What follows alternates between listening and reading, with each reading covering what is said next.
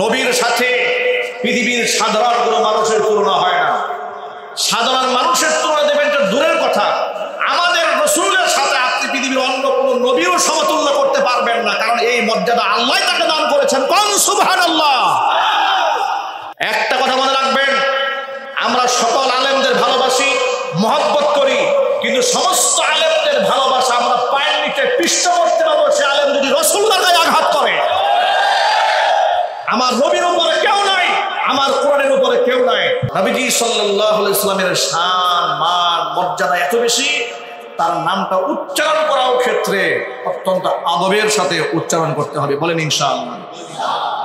আমি আজকে দেখলাম একজন আলোচক বলতেছে যে আপনারা আমার আগে সমালোচনা করেন নাই, এখন আপনারা আমাকে সমালোচনা করতেছেন। কথা বুঝেন? আগে সমালোচনা করেন নাই, এখন সমালোচনা করতেছেন। আমি অমুক দলের যোগ দিয়েছি এই জন্য। আজকে যদি মুহাম্মদ সাল্লাল্লাহু আলাইহি ওয়াসাল্লাম বেঁচে থাকতেন তো আপনারা তার বিরুদ্ধে সমালোচনা করতেন। কথা বুঝেন নাই? মানে নিজেকে তুলনা করলো কার সাথে? বেয়াদবির তো স্কেল থাকা উচিত।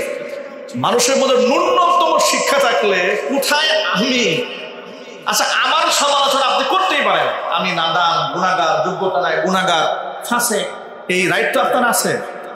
কিন্তু যদি আমি বলি যারা আমার সমালোচনা করেন আজকে নবী বেঁচে থাকলে আপনার নবীরও সমালোচনা করতেন, এই কথাটা কেমন হলো? নিজে কি নবীর সমতুল্য জ্ঞান করা হলো না? কথা ঠিক কিনা বলেন? এই সমস্ত দায়িত্ব জ্ঞানহীন পাগলেরা আজকে সমাজ ভরে গেছে। কথা ঠিক না ঠিক জোরে বলেন? আল্লাহ আমাদের জবানকে হেফাজত করুক। জোরে কোন আমিন। নবীর সাথে পৃথিবীর সাধারণ কোনো মানুষের তুলনা হয় না। সাধারণ মানুষের তুলনা দেবেন এটা দূরের কথা, আমাদের রাসূলের সাথে আপনি পৃথিবীর অন্য কোনো নবীও সমতুল্য করতে পারবেন না, কারণ এই মর্যাদা আল্লাহ তাকে দান করেছেন। কোন সুবহানাল্লাহ। আজকে এক আলেম ফেসবুকে লিখেছে, প্রিয় ভাইরা, কেউ কাউকে আঘাত দিয়েন না, তাহলে প্রতিটা আঘাতের জবাব কিয়ামতের ময়দানে নিজের আমলনামার সওয়াব দিয়ে দিতে হবে। কথা সত্য, কিন্তু মতলব খারাপ। কথা সত্য, মতলব খারাপ। এর মানে কি জানেন? তাদের দলের লোকেরা রাসূলের সাথে বিয়াদবি করেছে।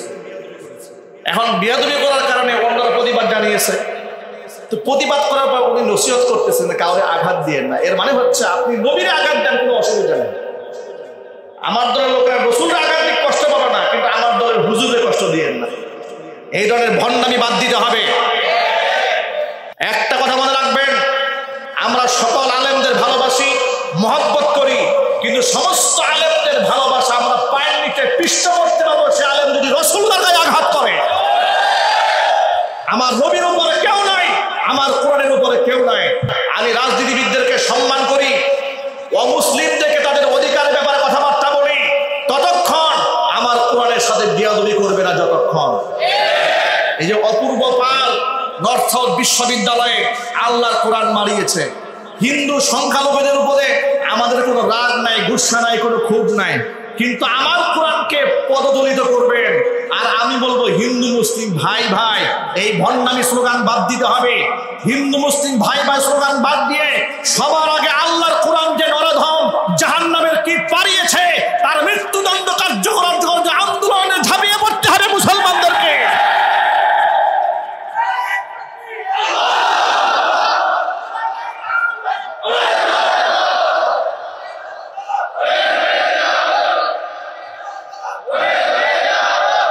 নর্থ সাউথ বিশ্ববিদ্যালয়ে অপূর্ব পাল নামক কুলাঙ্গার আল্লাহর কোরআন ঠান্ডা মাথায় পাড়িয়েছে। ওই ভিডিও আমরা দেখেছি। সে বলতেছে এটা আমি নিজের টাকায় কিনেছি, সুতরাং এটা আমি পাঠাতে পারি, আমার ব্যক্তিগত ব্যাপার। নাউজুবিল্লাহ। আবার তাকে বাঁচাবার জন্য কিছু বুদ্ধিজীবীরা বলছে ওর মাথায় সমস্যা আছে, ও পাগল। এটা কোন জাতের পাগল? এটা কোন জাতের পাগল? বাইবেল পুরায় না, বাইবেল পারায় না, ত্রিপিটক পারায় না, এরপরে ত্রিপিটক পারায় না, হিন্দুদের মহাভারত পারায় না, রামায়ণ পারায় না, গীতা পারায় না, শুধু আল্লাহ কোরআনে পারায়। তাহলে আমরা বুঝতে পারি এটা কোন জাতের পাগল। এই পাগলের চিকিৎসা পাগলা গারদে নয়, এই পাগলের একমাত্র চিকিৎসা ফাঁসির রশি। কথা বলতে হবে, ঠিক কিনা বলেন? এই ব্যাপারে নীরব থাকার কোনো সুযোগ নাই।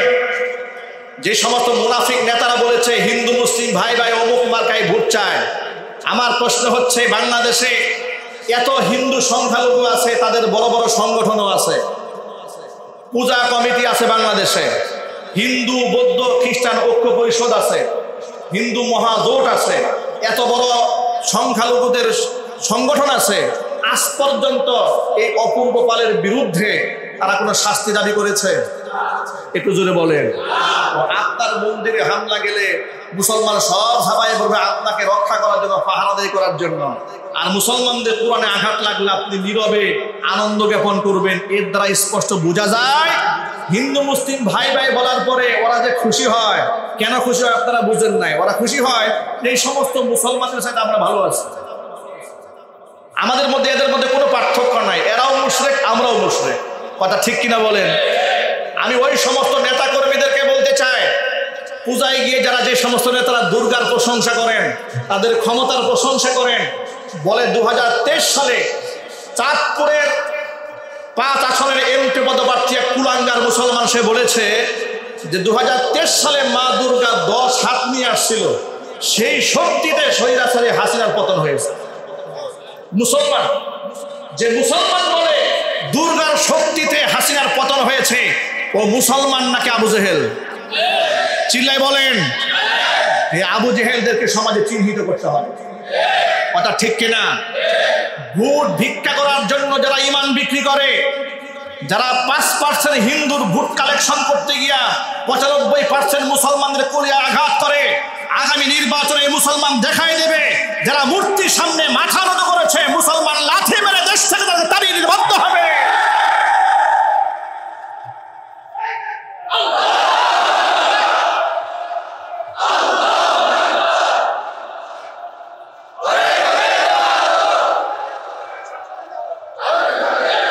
সুতরাং আমাদের কথা বড় স্পষ্ট, সংখ্যালঘুরা তাদের অধিকার নিয়ে বসবাস করবে, কোনো আপত্তি নাই, কিন্তু সংখ্যালঘুদেরকে মোহাব্বত করতে গিয়ে নিজের ধর্মকে যারা ছোট করেছ, জাতির সামনে তওবা করতে হবে।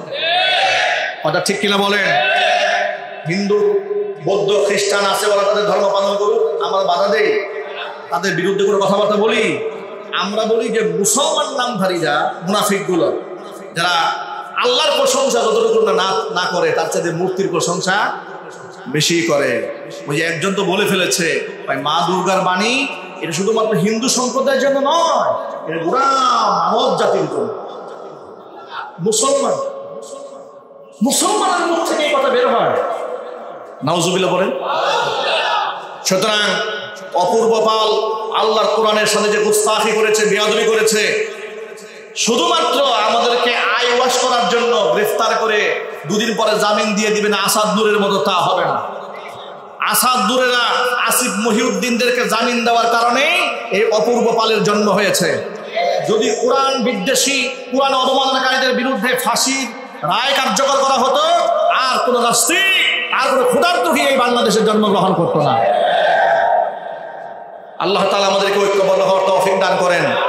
সুতরাং আমি যেটা বলতে চেয়েছিলাম, আমরা সমস্ত আলেমদের সম্মান করি ততক্ষণ যে আলেম আল্লাহর নবীর সম্মান ধরে রাখবে। যতক্ষণ আল্লাহর নবীর উপরে, মর্যাদার উপরে, আল্লাহর কোরআনের উপরে, ইসলামের আদর্শের উপরে কারো সাথে মহব্বত রাখার কোনো প্রয়োজন কি আমাদের আছে?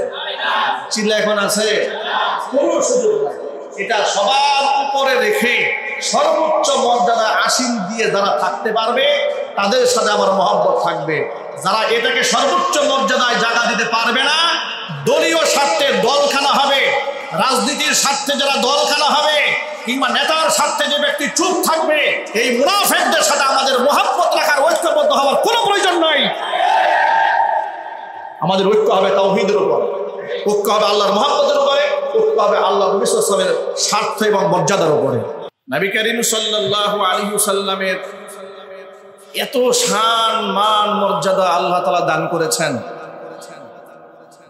কোন কোন ক্ষেত্রে আল্লাহ সুবহানাহু ওয়া তাআলা তার নিজের হকের উপরে রাসূলের হককে আল্লাহ পাক প্রাধান্য দিয়েছেন। যার দরুন আল্লাহর সাথে গুস্তাখি করেছে, বেয়াদবি করেছে, অনেক ক্ষেত্রে আল্লাহ বান্দাকে ক্ষমা করেছেন, কোনো অ্যাকশন নেন নাই। কিন্তু রসুলের সাথে বেয়াদবি করেছে, আল্লাহ তাআলা এই ব্যাপারে সবর করেন নাই, দুনিয়াতেই শাস্তি নাজিল করে দৃষ্টান্ত স্থাপন করেছেন। এত মহব্বত আল্লাহ পাক তার রসুলকে দিয়েছেন, এত সম্মান আল্লাহ পাক তার রসুলকে দান করেছেন। নবী করিম সাল্লাল্লাহু আলাইহি সাল্লাম বলেছেন যে সম্মান শুধু আল্লাহ দুনিয়াতে আমাকে দিয়েছে, শুধু তাই নয়, আখিরাতে আল্লাহ আমাকে সীমাহীন সম্মান এবং মর্যাদার অধিকারী বানিয়েছেন। কেমন সম্মান? আল্লাহ নবী বলেন, ইন্নাল জান্নাতা হুররিমাত আলাল আমবিয়াই হাত্তা আদখুলাহা। পৃথিবীর সমস্ত নবীদের জন্য আল্লাহ তাআলা তার জান্নাতকে হারাম করে রাখবেন, নিষিদ্ধ করে রাখবেন। কোন নবী জান্নাতে প্রবেশ করতে পারবে না হাত্তা আদখুলাহা, যতক্ষণ না পর্যন্ত আমি নবী নিজে জান্নাতের মেহমান না হব। এখানে আল্লাহ নবী সাল্লাল্লাহু আলাইহি ওয়াসাল্লামের মর্যাদা ফুটে উঠেছে। এবার নবীজি বলেন, ওয়া ইন্নাল জান্নাতা হুররিমাত আলাল উমামি হাত্তা তাদখুলাহা উম্মতি। তাম পৃথিবীর সমস্ত নবীর উম্মতদের জন্য জান্নাত নিষিদ্ধ হয়ে থাকবে, গেট লক থাকবে, হাত্তা তাদখুলাহা উম্মতি, যতক্ষণ না পর্যন্ত আমি নবীর উম্মত জান্নাতি না হবে। এর মানে সমস্ত নবীদের মর্যাদার উপরে আমাদের নবীর মর্যাদা, সমস্ত উম্মতের উপরে আল্লাহ তাআলা এই উম্মতের মর্যাদা দান করেছেন। এই উম্মত যতক্ষণ পর্যন্ত জান্নাতে প্রবেশ না করবে, অন্য নবীর উম্মতেরা ততক্ষণ জান্নাতে প্রবেশ করতে পারবে না। একটু শুকরিয়া আদায় করে জুড়ে বলি আলহামদুলিল্লাহ। নবীর শান মান অনেক অনেক অনেক উপরে। আল্লাহর নবী মানুষ ছিলেন, কোনো সন্দেহ নাই, কিন্তু আমাদের মতো সাধারণ মানুষ ছিলেন না, অসাধারণ মানুষ ছিলেন। অতি মানব ছিলেন না, দানব ছিলেন না, কিন্তু মহামানব ছিলেন। গুণে, জ্ঞানে, ইলমে, যোগ্যতায়, আখলাকে, চরিত্রে গোটা বিশ্ব মানুষের জন্য আল্লাহ পাক তাকে একটা আদর্শ প্রতীক হিসেবে বিশ্ববাসীর জন্য উপহার দান করেছেন। এই জন্য নবীজি বলেন, ওয়ামা, নবীজিকে আল্লাহ ডেকে বলছেন, ওয়ামা আরসালনাকা ইল্লা রাহমাতাল লিল আলামিন। ও নবীজি, আপনাকে আমি গোটা জগৎবাসীর জন্য রহমত স্বরূপ পাঠিয়ে দিয়েছি। জুড়ে বলেন সুবহানাল্লাহ। তায়েফের ময়দানে শত্রু বাহিনী যখন রাসূলকে আঘাত করলো, কাফেররা পাগল বলে, ফেরেশতা এসে বলল, ও আল্লাহর হাবিব, আপনি শুধু পারমিশন দেন, এদেরকে দুপাশ থেকে পাথরের পাহাড়ে চাপ দিয়ে এদেরকে ধ্বংস করে দেই। নবীজি সাল্লাল্লাহু আলাইহি সাল্লাম বললেন, না, আমি আমার উম্মতের জন্য গজব হয়ে নাজিল হই নাই, আমি উম্মতের জন্য রহমত স্বরূপ নাজিল হয়েছে। জুড়ে বলেন সুবহানাল্লাহ। আখলাকে উন্নত, মর্যাদায়ও উন্নত। নবী করিম সাল্লাল্লাহু আলাইহি ওয়াসাল্লাম বললেন, আমি এদের জন্য গজব হিসেবে আসিনি, আমি আল্লাহর রহমত স্বরূপ এসেছি। আমি বিশ্বাস করি আল্লাহ পাক এদের ভিতর থেকে এমন বংশধর দান করবেন যারা এক আল্লাহ বিশ্বাসী হবে। সুবহানাল্লাহ। দুনিয়াতে রাসূলের শান মান আল্লাহ তাআলা এতটা বৃদ্ধি করে দিয়েছিলেন, 40 বছর তো মুশরিক সমাজের মধ্যে রাসূল বেড়ে উঠেছেন। চাচা, দাদা, আত্মীয় স্বজন, যারা প্রতিবেশী, সব মূর্তি পূজারীদের মধ্যে বেড়ে উঠেছেন। জীবনে মূর্তি পূজা করেন নাই। নবী হওয়ার আগে থেকে আল্লাহ পাক নবুয়তের ঘোষণা আসার আগে থেকেই তাকে আল্লাহ তাআলা সেভ করেছেন, হেফাজত করেছেন। আল্লাহ তাআলা কুরআন মাজিদে ঘোষণা দিয়েছেন, লিয়াগফিরা লাকাল্লাহু মা তাকদ্দামা মিন যামবিকা ওয়া মা তাআখার। নবীজি, আপনার পূর্বাপর সমস্ত গুনার খাতা আমি আল্লাহ তাআলা অগ্রিম মাফ করার ব্যবস্থা করেছি। অগ্রিম মাফ করার ব্যবস্থা মানে আপনাকে আমি এমন ভাবে রাখবো যে আপনাকে গুনাহ আমি করতেই দেব না। একটু জোর আওয়াজে বলেন সুবহানাল্লাহ। আর এতটা সম্মান রাসূলকে আল্লাহ পাক দিলেন। আল্লাহ পাক বলেন, ওয়ারাফা'না লাকা যিকরা, আপনার নামের উচ্চারণটাকে আমি সবার ঊর্ধ্বে উঠায় দিলাম। লোকেরা তো আপনার নামকে মিটিয়ে দিতে চায়, ওরা মিটাতে পারবে না, আমি আপনাকে উপরে উঠিয়ে দিলাম। আরো একটা মজার তথ্য আপনাদেরকে শোনাই। আচ্ছা, আমরা তো আল্লাহর বান্দা, আল্লাহর গোলাম, কথা ঠিক না ভেবে ঠিক? আমরা কার গোলাম? আমরা আল্লাহর সৃষ্টি, আল্লাহ আমাদের স্রষ্টা, ঠিক কিনা? মুহাম্মদ সাল্লাল্লাহু আলাইহি সাল্লাম আল্লাহর সৃষ্টি, আল্লাহ হচ্ছে স্রষ্টা। আল্লাহ কি? স্রষ্টা। কিন্তু পৃথিবীর সেরা সৃষ্টি মুহাম্মদ সাল্লাল্লাহু আলাইহি সাল্লামের উপরে স্রষ্টার কত মায়া, কত দয়া, কত মোহব্বত, কত ভালোবাসা, যে আল্লাহ তাআলা পৃথিবীর সমস্ত নবীদেরকে নাম ধরে ধরে ডেকেছেন। তার উপমা কোরআন শরীফে আপনারা খুললেই দেখবেন 25 জন নবী রাসূলের নাম কোরআন শরীফে আছে। আপনারা ইতিহাস খুলে দেখবেন। ইয়া মূসা ডেকেছেন কে? জোরে বলুন। আমাদের কি ইয়া মূসা বলার সাহস আছে? জোরে বলুন। আমরা কি ইয়া মূসা বলে ডাক দিতে পারবো? কে ডেকেছেন? আল্লাহ বলেন ইয়া মূসা, ইয়া ইয়াহইয়া, ইয়া যাকারিয়া, ইয়া ইব্রাহিম, ইয়া লূত। সুবহানাল্লাহ। নবীদেরকে আল্লাহ নাম ধরে ধরে ধরে ডেকেছেন। অবাক বিষয় হলো জিবরাইল আলাইহিস সালাতু ওয়াস সালাম নবুয়তের 23 বছরে নবী সাল্লাল্লাহু আলাইহি ওয়াসাল্লামের কাছে 24,000 বারের বেশি আগমন করেছে। কতবার? 24,000 বার আগমন করেছেন 23 বছর। অথচ সেই নবী সাল্লাল্লাহু আলাইহি ওয়াসাল্লামকে জিবরাইল আলাইহিস সালাতু ওয়াস সালাম কখনো মুহাম্মদ বলে ডাক দেন নাই।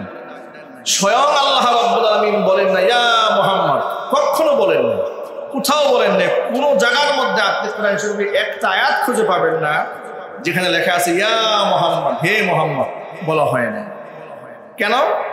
সম্মান, মর্যাদা। কি বলে ডেকেছেন একটু শুনেন।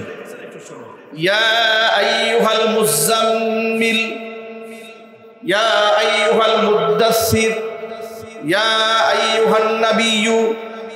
সম্মান সূচক, হে নবী, হে কম্বলওয়ালা, হে চাদরওয়ালা। সুবহানাল্লাহ বলবেন না? নাম বলেন না কথা।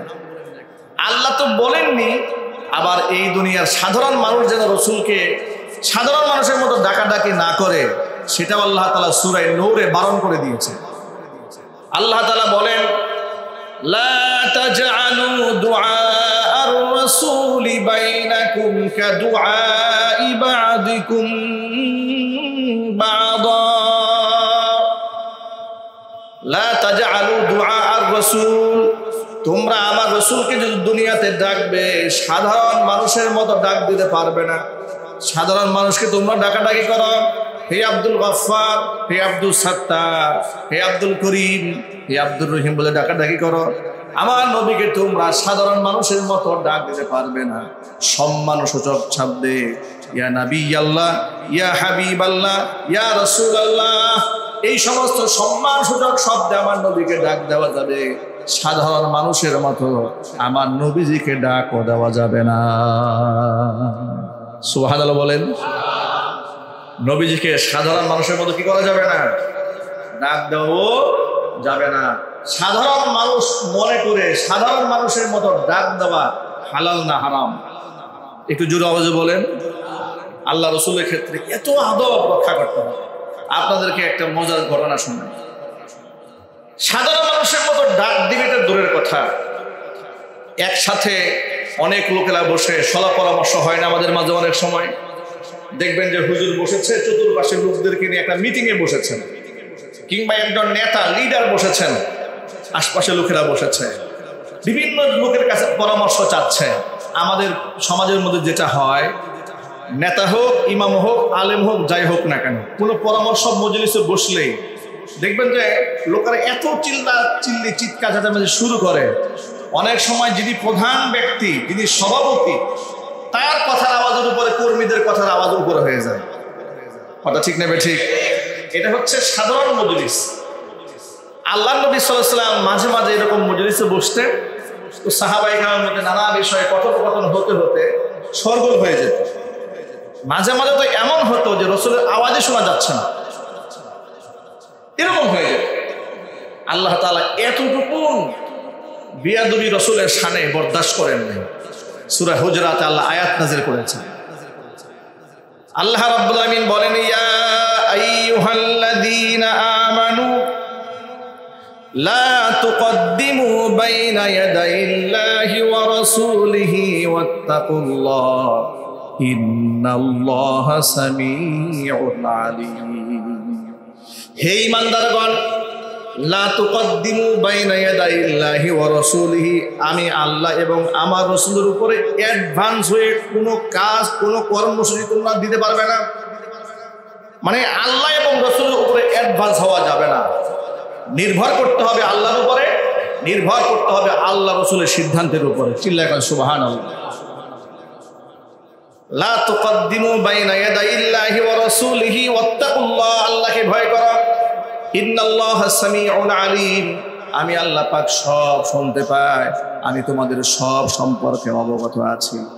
আয়াতের পরে আয়াতে আল্লাহ পাক বলেন, ইয়া আইয়ুহাল্লাযীনা আমানু লা তারফাউ আসওয়াতাকুম ফাওকা সাওতিন নাবিয়্যি ওয়া লা তাজহারু লাহু বিল কওল ولا تجهروا له بالقول كجهر بعضكم لبعض أن تحبط أعمالكم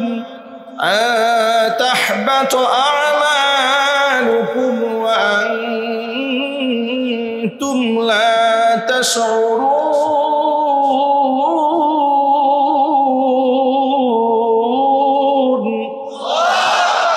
আল্লাহ পাক বলেন, ও ঈমানদারেরা, লা তারফাউ আসওয়াতাকুম ফাওকা সাওতিন নাবিয়্যি, তোমাদের কণ্ঠের আওয়াজ আমার নবীর কণ্ঠের আওয়াজের উপরে উঁচু করতে পারবে না। ওয়ালা তাজহারু লাহু বিল কওলি, এবং নবীর মজলিসে বসে শোরগোল করে হুজুরের কণ্ঠের আওয়াজের উপরে কণ্ঠ উঁচাও করা যাবে না। যদি তোমরা এটা করো, আনতাহাবাতু আমালুকুম ওয়া আনতুম লা তাশউরুন, যদি নবীর কণ্ঠের আওয়াজের উপরে কণ্ঠ উঁচা হয়ে যায়, শোরগোল যদি করো, এতটা বিয়াদবি হবে নবীর কণ্ঠের আওয়াজের উপরে কণ্ঠ ওঠার কারণে। আনতাহাবাতু আমালুকুম ওয়া আনতুম লা তাশউরুন, তোমাদের আমলনামা সব বরবাদ হয়ে যাবে, তোমরা টের পাবে না।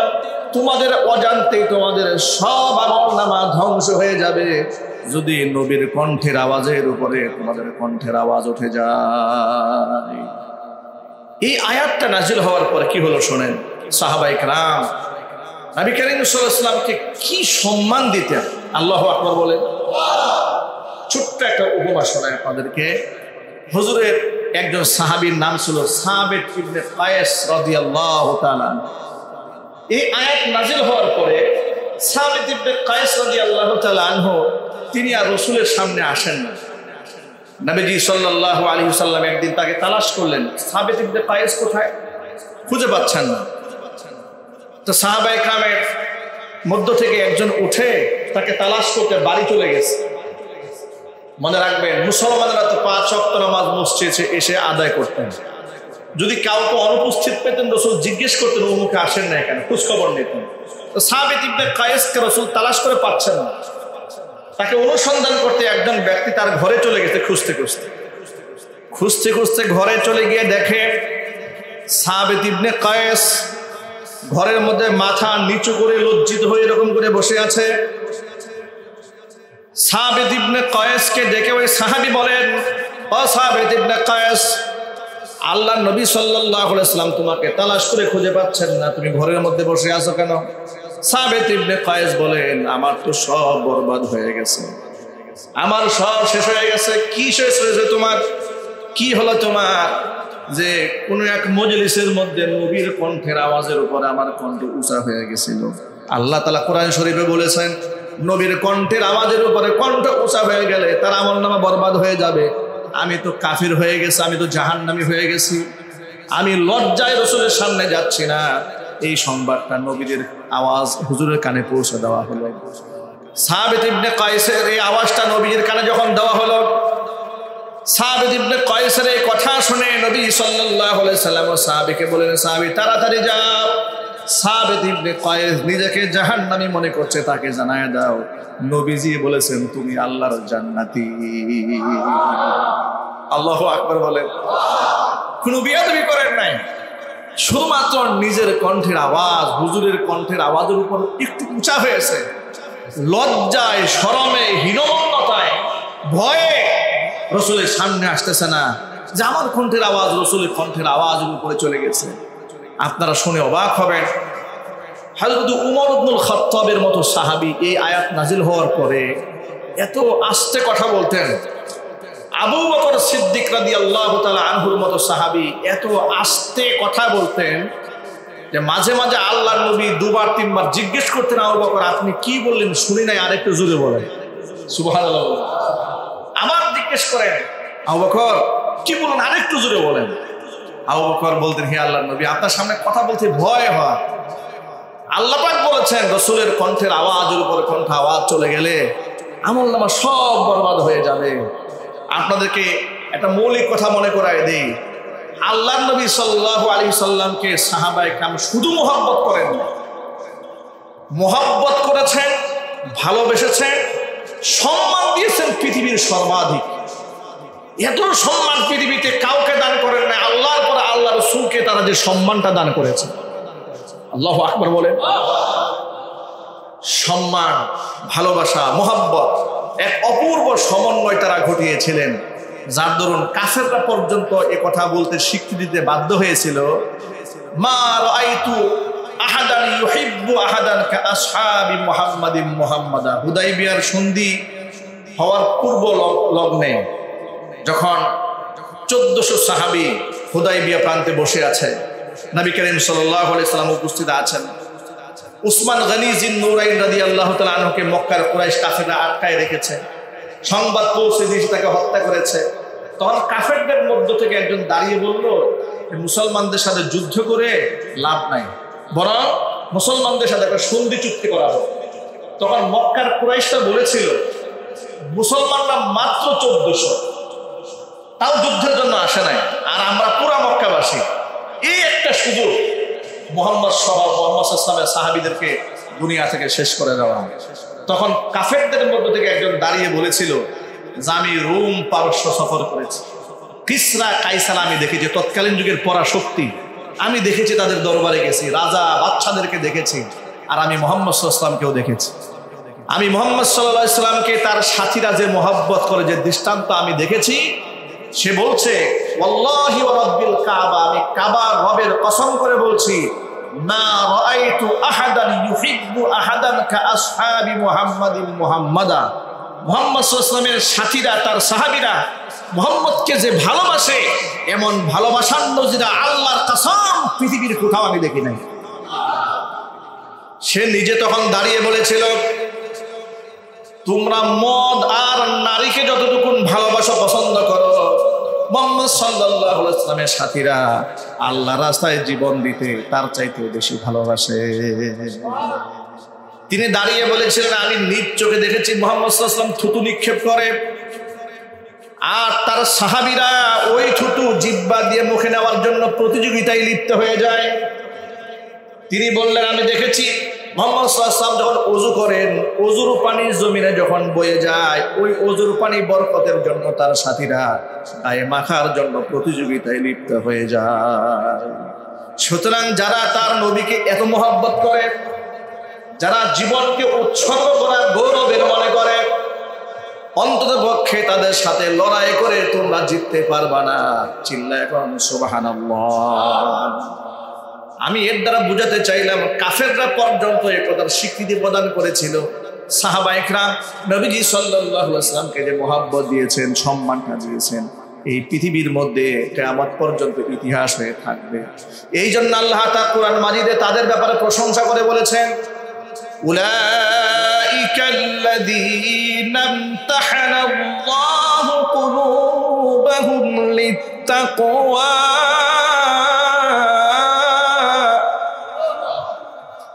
أولئك الذين امتحن الله قلوبهم التقوى لهم مغفرة وأجر عظيم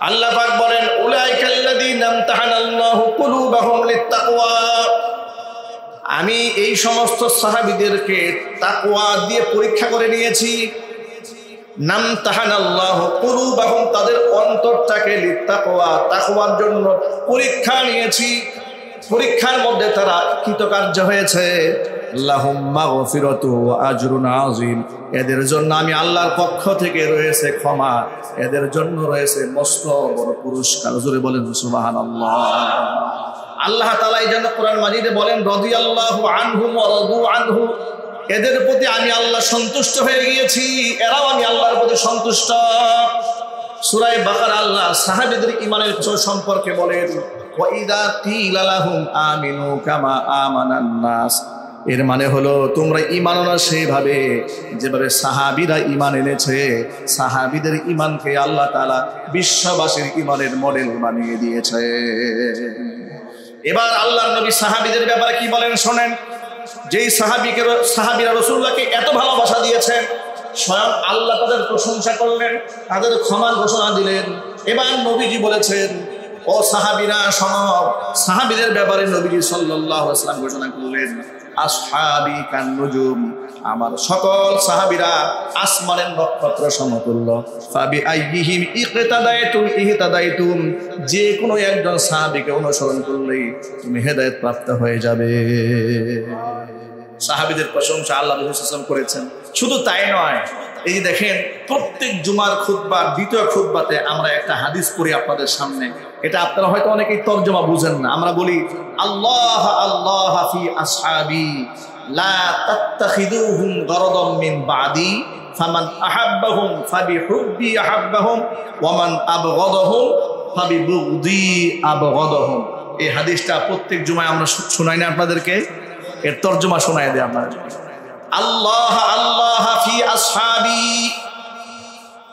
আল্লাহকে ভয় করো আমার সাহাবীদের ব্যাপারে কথা বুঝতেছেন কে বলতেছেন এই কথা আল্লাহ রাসূল বলছেন আল্লাহ রাসূল বলছেন আল্লাহ আল্লাহ ফি আসহাবি আমার সাহাবীদের ব্যাপারে তোমরা আল্লাহকে ভয় করো লা তাত্তাখিদুহুম গরাদাম মিন বাদি আমার পরে আমার সাহাবীদেরকে তোমরা সমালোচনার টার্গেটে পরিণত করো না বিচারের মানদণ্ডে বসাইয়া বিশ্লেষণ করতে যেও না যে অমুক সাহাবীর আমল কেমন অমুক সাহাবীর আমল কেমন উনি একটু কম আমল করেছেন উনি একটু বেশি আমল করেছেন উনি এই দোষ করেছেন জোরে কোন নাউজুবিল্লাহ একটু জোরে বলেন নাউজুবিল্লাহ কেউ ইতিহাস লিখতে গিয়ে সাহাবায়ে কেরাম ব্যাপারে বলেন যে উনি এখানে জুলুম করেছেন ওই দিন দেখলাম একজন বলছে যে হযরত আমিরে মুআবিয়া রাদিয়াল্লাহু তাআলা আনহু তার ব্যাপারে বাংলাদেশের এক কুখ্যাত দরবার থেকে এক মুরিদ বলছে এইরকম মাইকের সামনে হাজার মানুষের সামনে বলছে যে আমিরে মুআবিয়া হচ্ছে জাহান্নাম আর জোরে করে নাউজুবিল্লাহ কেন আমিরে মুআবিয়া তার ছেলে ইয়াজিদকে ক্ষমতায় বসিয়েছিল যেই ইয়াজিদ নবীজি সাল্লাল্লাহু আলাইহি ওয়াসাল্লামের কলিজার টুকরা